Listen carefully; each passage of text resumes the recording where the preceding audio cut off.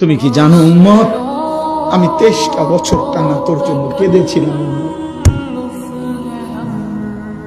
আমি এমন কাঁদা কাঁদছি রে উম্মত তোদের জন্য, এশার নামাজের পরে দাঁড়াইছি ফজরের আজান পর্যন্ত আমি আমার মালিকের কাছে তোদের জন্য, উম্মতের জন্য চোখের পানি ফেলে কাঁদছিলাম।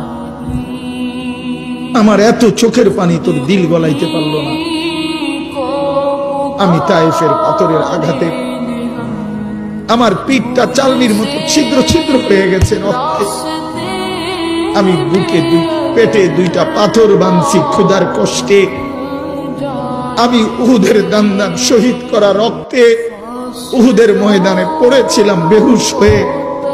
আমার ঘরের চুলায় 3 মাস রান্নার জন্য কোনোদিন চুলায় আগুন জ্বলে নাই।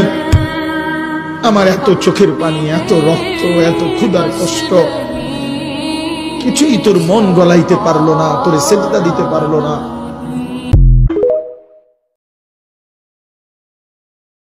আমি ওই ব্যক্তিকে জান্নাতের আঙ্গিনায় একটা ঘরের গ্যারান্টি দেই যে ব্যক্তি তর্ক করার সময় নিজে হক এটা জেনেও সে তর্ক থামিয়ে দেয়। অনেক সময় হয় না, অনেকে পায়ে পাড়া দিয়ে ঝগড়া করতে আসে, এরকম আছে না নাই? আপনি চুপচাপ দেখবেন একটা বাজে কমেন্টস করতেছে, আবার কমেন্টের নিচে কমেন্ট, আবার গালি, হ্যাঁ আছে না এরকম?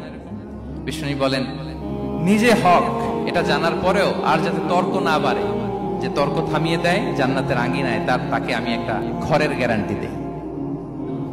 وببيت في وسط الجنة لمن ترك الكذب وإن كان مازحا। আর ওই ব্যক্তিকে আমি জান্নাতের মাঝখানে একটা ঘরের গ্যারান্টি দেই যে ব্যক্তি কৌতুক করার সময়ও মিথ্যা পরিহার করে।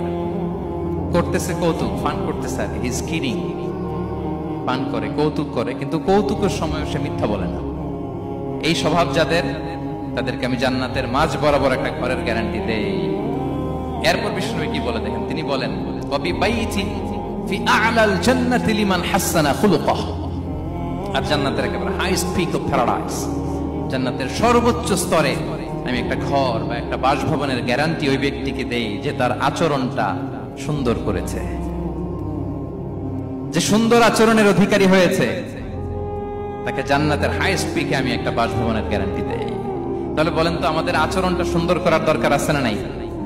এটা খুব ছোটখাটো একটা আমল, তাই না? কথা বলেন, দক্ষিণ কোরিয়া প্রবাসী ভাইরা আওয়াজ করে বলেন, এটা কি ছোট আমল? দেখলে সালাম দিব, সুন্দরভাবে কথা বলবো, ভালো উইশ করব, হ্যাঁ, হিংসা জিঘাংসা অহংকার থেকে মুক্ত থাকবো, খিটখিটে মেজাজের হব না, অলওয়েজ স্মাইলিং ফেস থাকবে আমার, হৃদ্যতাপূর্ণ